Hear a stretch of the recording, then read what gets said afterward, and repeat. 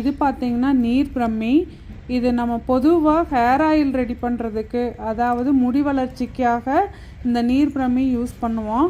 இது வழுக்கியில் கூட முடி வளர வைக்கிற அளவுக்கு இதுக்கு சக்தி உண்டு அப்படின்னு சொல்லுவாங்க.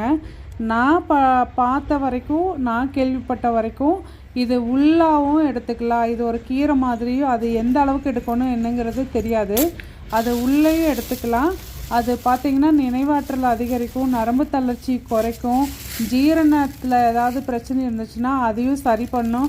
அந்த மாதிரி நிறைய சொல்லியிருக்காங்க. பட் அது கரெக்டாக ஒரு சித்த வைத்தியர்கிட்ட கேட்டுட்டு தான் அதை நம்ம உள்ளே சாப்பிடணும். இது எண்ணெய் காய்ச்சலுக்காக நம்மக்கிட்ட ஒரு 5 கிலோ அளவுக்கு கேட்டிருந்தாங்க.